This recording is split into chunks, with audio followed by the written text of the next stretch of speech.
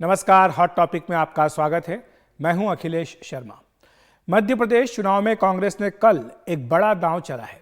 मंडला में एक चुनावी रैली को संबोधित करते हुए कांग्रेस महासचिव प्रियंका गांधी वाड्रा ने पढ़ो और पढ़ाओ योजना का ऐलान किया।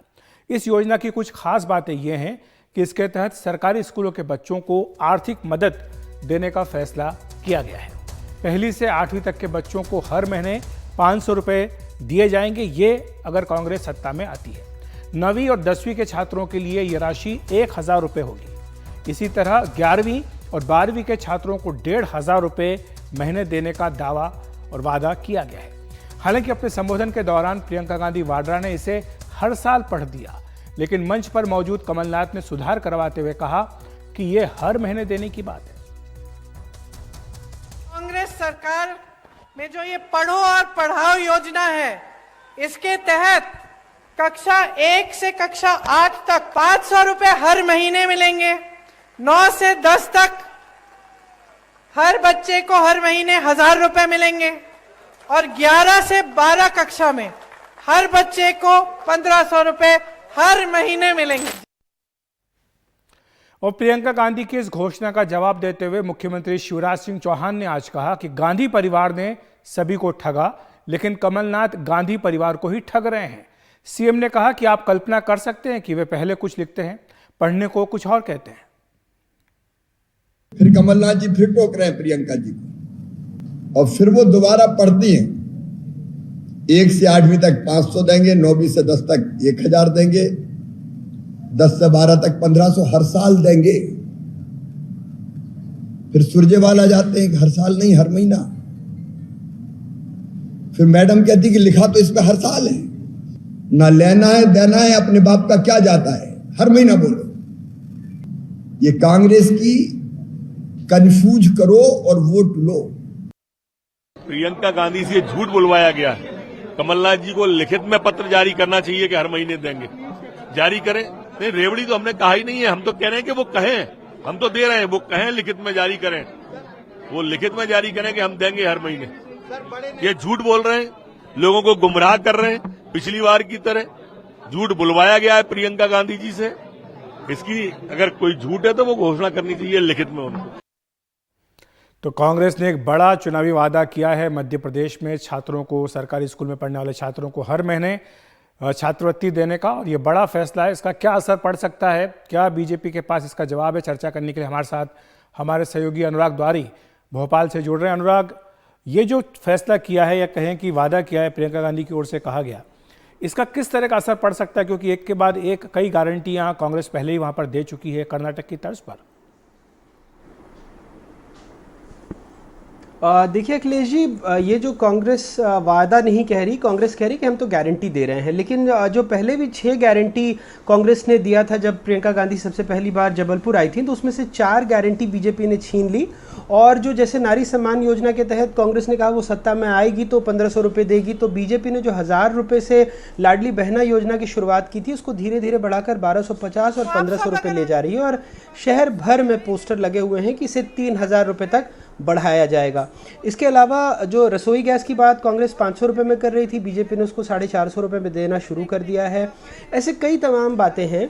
अब जो एक नया पासा फेंका है कांग्रेस ने, जो उसमें कह रही है कि जब सत्ता में आएगी तो बच्चों की पढ़ाई फ्री कर देगी और साथ ही साथ जो वजीफा है 500, 1000 और 1500 रुपये देगी।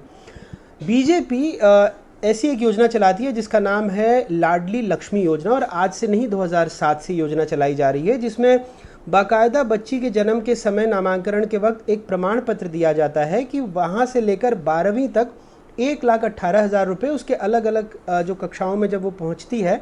और उसके बाद सामूहिक कन्या विवाह निकाह योजना है जिसमें शादी का खर्चा भी सरकार 56,000 रुपये देती है। और उसके बाद जो अब ये लाडली बहना योजना आ गई है जिसमें 1500 रुपये और उसको 3000 रुपये तक कराने की बात है। तो ये दोनों दलों की बात हो गई। लेकिन अब मैं आपको बता रहा हूँ, एक कहावत हम सब ने सुनी है, जो आम बोलचाल में हम कहते हैं कि घर में नहीं है दाने और अम्मा चली भुनाने। यही हालत राज्य के जो वित्तीय स्थिति है उसकी है। लगभग 4.25 लाख करोड़ रुपए से ज़्यादा का कर्ज है। और अगर 3000 रुपये बीजेपी की सरकार लाडली बहना में दे देती है तो अकेले इस योजना में उसे सालाना 45,000 करोड़ रुपए देने होंगे। आप समझ सकते हैं कि ये कितनी बड़ी आज की स्थिति ये हो गई है राज्य में कि जितनी भी केंद्र की योजनाएं हैं, जो कि उसमें मैचिंग ग्रांट पहले देना होता है, तो मौखिक तौर पर सारे विभाग से कह दिया गया है कि आप केंद्र की योजनाओं में केंद्र से पैसा न मांगें, क्योंकि ऐसा करने पर राज्य को अपना पैसा देना होगा। तो राज्य का जो वित्तीय प्रबंधन या कुप्रबंधन कह लें, जो भी पार्टी सत्ता में आती है उसने इतने सारे वायदे कर दिए हैं। जैसे कांग्रेस ने भी 1500 रुपये या बच्चों की फ्री राइट टू एजुकेशन में तो फ्री शिक्षा देते ही, और उसके अलावा जो जैसा मैंने आपको बताया कि पहले से ही जो लाडली लक्ष्मी योजना चल रही है, उसके अलावा तो जो भी अगर कांग्रेस भी सत्ता में आए चाहे बीजेपी सत्ता में आए, बीजेपी ने जो 3000 रुपये का वायदा कर दिया, तो इतने पैसे कहाँ से आएंगे, ये एक बड़ा सवाल होगा दोनों दलों के लिए, चाहे जिसकी भी सरकार बने। बिल्कुल, तो ये बड़ा सवाल रहेगा कि पैसा कहाँ से आएगा। अनुराग, बहुत बहुत शुक्रिया आपका हमारे साथ जुड़ने के लिए, विस्तार से समझाने के लिए। मध्य प्रदेश के बाद बात कर लेते हैं राजस्थान की, जहां पर बीजेपी मुख्यमंत्री अशोक गहलोत पर तुष्टीकरण का आरोप लगाते हुए लगातार हमले कर रही है। उदयपुर के चर्चित कन्हैयालाल हत्याकांड को लेकर पीएम मोदी भी हर रैली में गहलोत सरकार को निशाने पर ले रहे हैं। बीजेपी के इन हमलों की काट के तौर पर अशोक गहलोत ने सॉफ्ट हिंदुत्व का सहारा लिया है। उन्होंने इस चुनावी साल में कई महत्वपूर्ण फैसले किए हैं। देवस्थान विभाग के जरिए कई आयोजन भी उन्होंने राज्य भर में कराए हैं। अप्रैल की बात करें तो नवरात्रि के दौरान मंदिरों में रामायण का पाठ भी कराया गया। मई में सभी सरकारी मंदिरों में पीले ध्वज लहराए गए थे। अगस्त में मंदिरों के सावन सोमवार पर आयोजन किया गया था।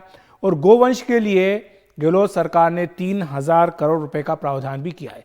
आपको बता दें कि ये सारे फैसले आदर्श आचार संहिता लागू होने से पहले के हैं। यहीं पर गौ पूजा का भी आयोजन उन्होंने किया और साथ ही पुजारियों के मानदेय में भी बढ़ोतरी की है। इसके अलावा गहलोत ने कई मंदिरों में जाकर पूजा अर्चना भी की है। तो ये एक के बाद एक इस तरह के फैसले हैं जो बता रहे हैं कि किस तरह से गहलोत सॉफ्ट हिंदुत्व का कार्ड चल रहे हैं। हमारे साथ हमारी सहयोगी हर्षा कुमारी सिंह जयपुर से जुड़ गई हैं। हर्षा, आप किस तरह से देखती, क्या वाकई ये चुनाव को ध्यान में रखकर एक तरह से फैसले किए जा रहे हैं, क्योंकि उन्हें पता है कि बीजेपी जो है हिंदुत्व के मुद्दे पर उन्हें घेर रही है? देखिए, जब हमारी चर्चा होती है अशोक गहलोत जी से, इनफॉर्मली होती है, तो वो कहते हैं कि क्या हम हिंदू नहीं हैं, यही हिंदू है क्या? अक्सर बात वो ऐसे कहते हैं। और सिर्फ ये चुनाव नहीं, ये बहुत पहले वो समझ चुके थे।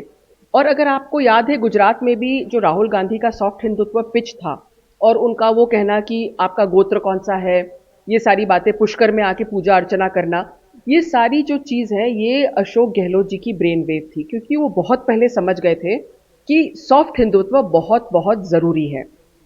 और पिछले चुनाव में भी उन्होंने सॉफ्ट हिंदुत्व को यूज़ किया, और इस बार भी हम देख रहे हैं, जैसे आपने कहा, वो आचार संहिता लगने से पहले गौ पूजा हुई है। काओ शेल्टर्स में जब से सबसे पहले वो जब आए थे, सांचौर में पथमेड़ा में गए थे, बहुत फेमस गौशाला है और उसको बहुत ज़्यादा अनुदान दिया है और उसको सपोर्ट किया है। फिर आप देखिए कि करौली में हिंसा होती है और उसके करीब उसके आसपास ही देवस्थान विभाग जो है हर मंदिर में रामायण के पाठ करवाता है। इस साल हर मंदिर में रामायण के पाठ होते हैं। सावन का सोमवार मनाया जाता है। मुख्यमंत्री खुद मंदिरों में जाते हैं। सांवलिया धुनी 2 बार गए हैं। संत और साधु संत को मिलते हैं।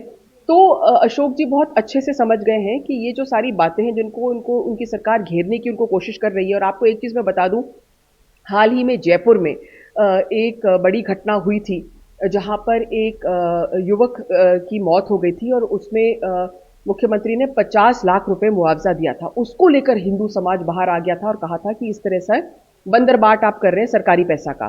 तो ये सारी जो उनकी जो कांग्रेस की एक तरह से छवि रही है, उसको बदलने की बिल्कुल कोशिश की है अशोक गहलोत ने।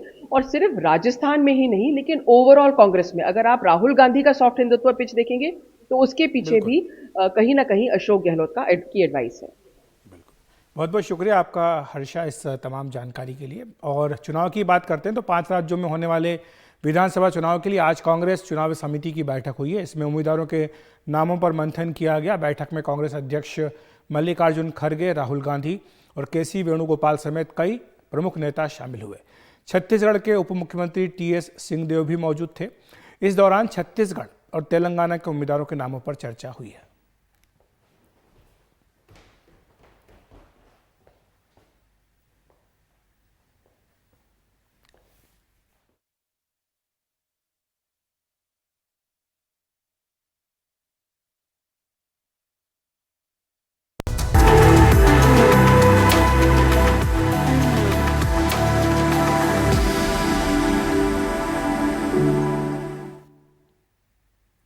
प्रधानमंत्री नरेंद्र मोदी ने कहा है कि संघर्ष और टकराव से किसी को लाभ नहीं होगा। P20 का उद्घाटन करते हुए पीएम मोदी ने यह भी कहा कि आतंकवाद चाहे किसी भी रूप में हो, उसके खिलाफ मिलकर सख्ती बरतनी होगी।